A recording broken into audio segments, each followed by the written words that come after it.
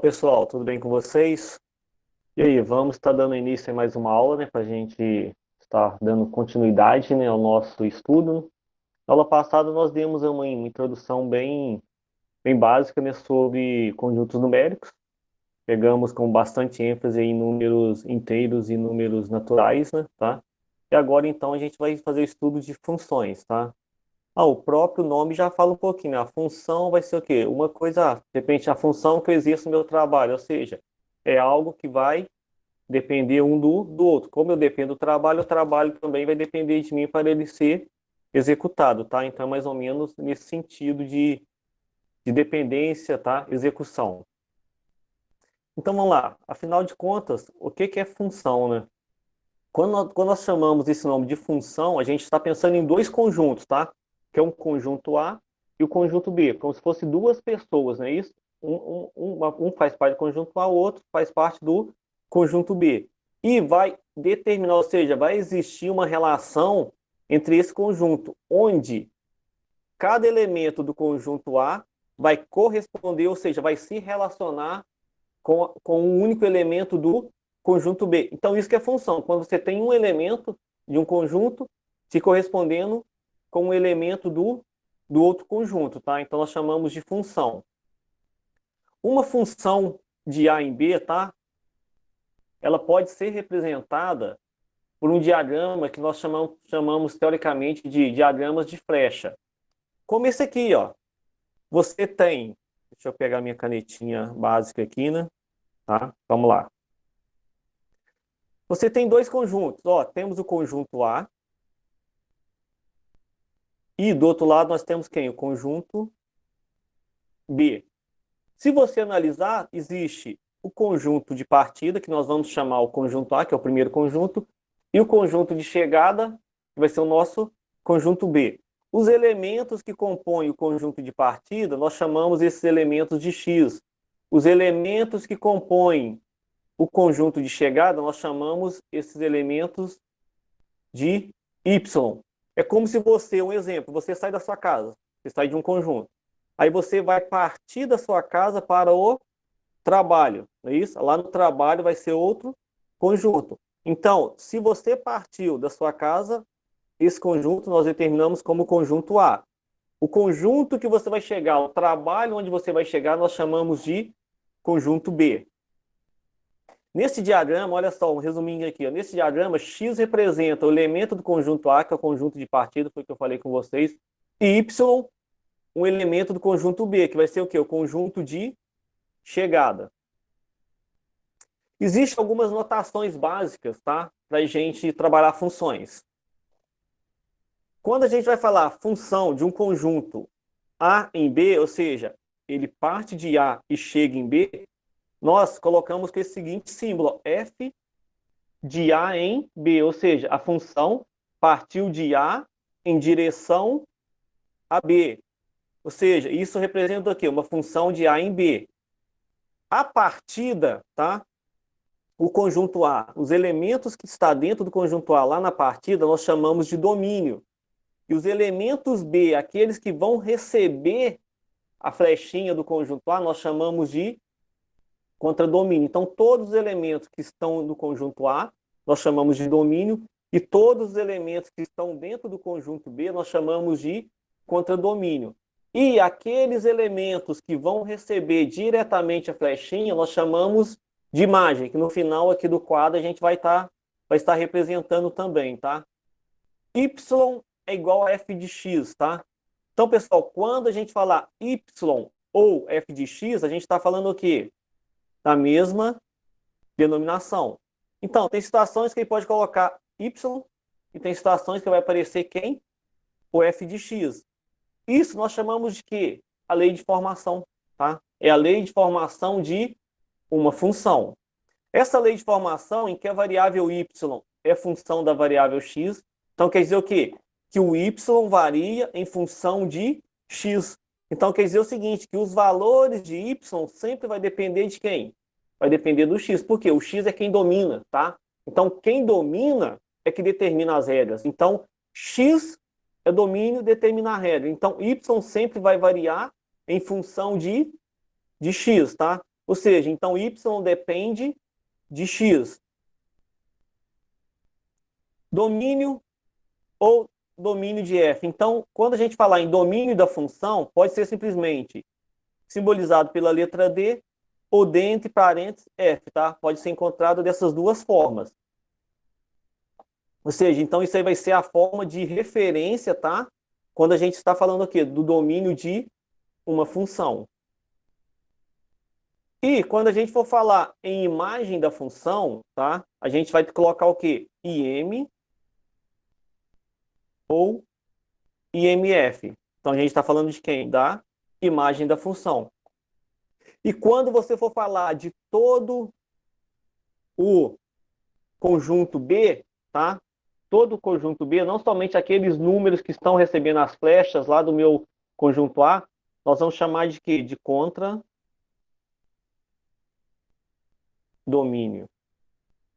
Tá? Vai ser quem? O contradomínio da função. Continuando. Vamos então partir para um exemplo mais prático, tá? Como exemplo, vamos analisar uma situação em que envolve a relação entre duas variáveis, tá? Então, se é duas variáveis, eu sei que eu vou ter o quê? Dois conjuntos, tá? Que é o meu conjunto de partida e meu conjunto de chegada. Aqui associa a quantidade de litros de combustível em função do preço a ser pago na bomba. Um exemplo, você vai lá abastecer seu carro. Ou algum conhecido vai abastecer o carro. Aí chega lá, sei lá, a gasolina está lá R$ 3,82, tá? R$ 3,82. O valor que você vai pagar no posto de combustível vai depender de quê? Da quantidade de litros que você vai abastecer. Se eu colocar só 1 litro de gasolina, eu vou pagar quanto? R$ 3,82. Se eu abastecer 3 litros, vai ser o quê? 3 vezes 3,82. Então, pessoal, o valor que você vai pagar na bomba, tá? O frentista vai ser o quê? Vai ser o Y. A quantidade de litros que você abastecer vai ser quem? Vai ser o X. Por quê? Para determinar o valor a ser pago, você depende de quem? Da quantidade de litros que você abasteceu. Ou seja, então, o X, ó, a quantidade de litros abastecidos, vai ser o domínio da situação, não é isso? E o contradomínio, e diretamente a imagem vai ser quem? A quantidade, ou seja, o valor que você vai pagar. Vamos considerar um preço aí médio aí de R$ 3,82. Tá? R$ 3,82 cada litro de combustível, ou seja, cada litro de gasolina que você colocar no seu carro. Ou seja, então a minha lei de formação vai ser determinada pela seguinte fórmula. Y vai ser igual a 3,82 vezes X, ou 3,82X. Por quê? Y vai ser o valor final que eu vou pagar. 3,82 é o quê? É o preço da gasolina, certo? E X vai ser o quê? A quantidade de combustível que eu abastecer. Então, o que vai determinar, o que vai dominar, tá? A situação vai ser quem? Vai ser a quantidade de X. Então, o valor a ser pago vai depender do X, que seria o quê? A quantidade de combustível abastecido. Então, vamos lá. Então, na tabela aí a seguir, ó, vai indicar os valores a ser pagos em função da quantidade de combustível. Olha aqui, nós temos aqui duas linhas. Na primeira linha, a gente está falando o quê? A quantidade de combustível. Ó. 1 litro, 2 litros, 3 litros, 4 litros, 5 litros, 6 litros, 7 litros, 8 litros, 9 litros. E continua. 50 litros, 100 litros, tá? Independente da quantidade que a pessoa vai abastecer. Aqui está o preço que vai ser pago. Ou seja, se eu abastecer 1 litro de gasolina, vai ser o quê? 1 vezes 3,82. Se eu abastecer 2 litros, já vai ser o quê? 2 vezes 3,82, que vai dar 7,64. Se eu abastecer 3 litros, vai ser o quê? 3 vezes 3,82, que vão ser 11,46. Se eu abastecer 4 litros, 4 vezes, ou seja, então, pessoal, para eu determinar o preço a ser pago, eu tenho que fazer o quê? Pegar a quantidade de combustível que eu irei abastecer e colocar no lugar do X aqui, ó, na minha lei de formação e multiplicar pelo 3,82. Ah, se fosse 20 litros de gasolina, então seria o quê? 3,82 vezes 20. Aqui tem um exemplo aqui, ó, tá? como que é feito esses cálculos direitinho. Ó, minha lei de formação, y que é igual a 3,82 vezes x. Então, y vai ser 3,82 vezes 1, que é igual a 3,82. Y vai ser igual, se eu abastecer 2 litros, 3,82 vezes 2, que vão ser 7,64. Se eu abastecer 3 litros, Y vai ser igual a 3,82 vezes 3, que vai ser o quê? 11,46. Se for 4, e assim de forma sucessiva. Até eu cheguei aqui, ó. Y vai ser 3,82 vezes 9, que é igual a 34,38. Então, pessoal, o X vai ser quem? Vai ser o meu domínio.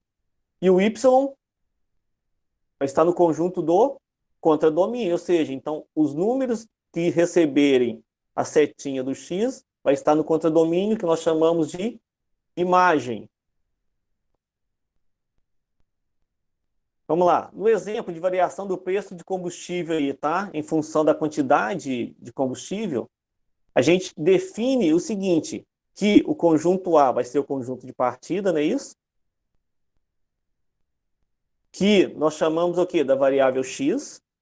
E o valor que eu vou pagar, não é isso? Que vai ser o conjunto de chegada, que são os valores de Y. Ou seja, cada valor, tá? Cada valor de X corresponde a um único valor de Y. O que quer dizer isso?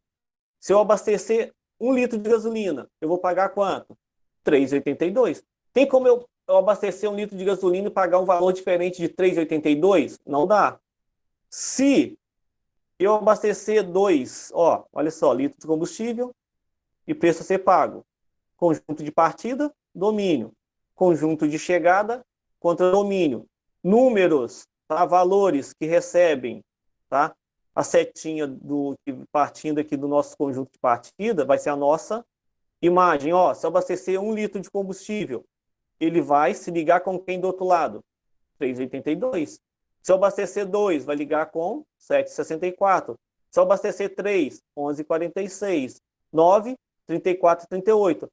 Ah, se eu abastecer X, esse X aqui quer dizer que eu posso abastecer qualquer valor que eu consigo, qualquer quantidade que eu vou conseguir determinar o valor. Ao exemplo, se eu colocasse aqui 10, então seria o quê? 3, o valor que o 10 aqui no domínio vai corresponder lá no contradomínio, vai ser o quê? 3,82 vezes 10. Na linguagem simbólica aí, pelos matemáticos, né?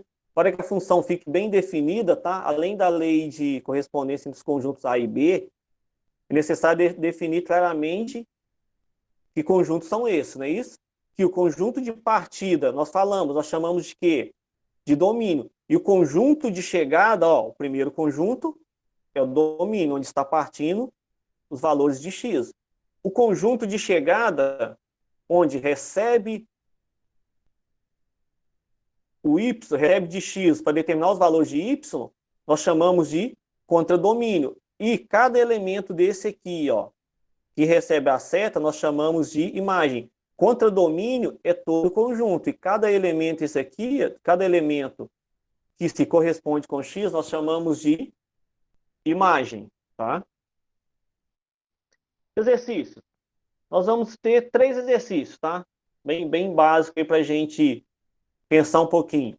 No primeiro exercício, está assim, ó, dado o diagrama abaixo, determine o conjunto imagem, o conjunto domínio e o contradomínio da função A e B. Qual conjunto aqui que é o domínio e qual conjunto que é o contradomínio? Aí, pela explicação, você vai determinar. Aí você pode colocar os números. Ah, o contradomínio eu acho que é esse. Então, você vai colocar todos esses 4 números. Da mesma forma dos exemplos, tá? Olha aqui, no exercício 2. Dados conjuntos de f de A em B, ou seja, a função de A em B, sendo A igual 2, 4, 6 e 8, e B igual 3, 5, 7, 9, construa o diagrama a partir da seguinte lei de formação, ó, y que é igual a x mais 1. Sempre lembrando, ó, conjunto A, conjunto B. Quem que é conjunto A? 2, 4, 6, 8. Então, esse 2, 4, 6, 8, eu coloco nesse diagrama ou nesse? Então, vocês vão pensar. Aí vocês têm que pegar os valores que vocês acharem, porque os números que vocês colocarem no conjunto A é o valor de quem? De X. Aí você tem que fazer todo aquele cálculo, tá? Colocar a lei de formação e colocar, pegar os valores de X, substituir aqui na lei de formação, ó, e substituir no lugar do X. Aí vou colocar, se eu achar que for que o meu conjunto A são valores de X, então vou colocar ó, 2 no lugar do X. Então seria 2 mais 1, 3. Quer dizer então que esse 2 corresponde com o 3 lá no conjunto B, que seria o meu Y, tá bom? E no exercício 3 é um probleminha, tá? Onde vocês vão fazer o seguinte: vocês vão ler todo esse enunciado aqui que fala que uma padaria vende pãezinhos de queijo, dá 30 centavos a unidade, tá?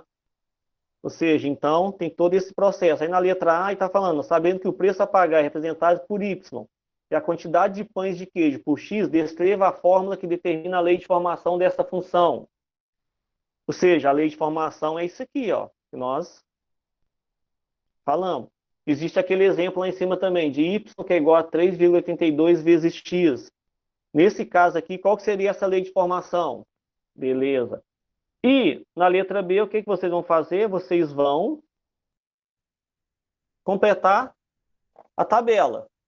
Ah, se eu pagar um pão de queijo, eu vou pagar 30 centavos. Se eu comprar 2 pães de queijo, eu vou pagar quanto? Se eu comprar 3, 4, 5, 10 pães de queijo, 100 pães de queijo. Então você vai completar essa tabelinha.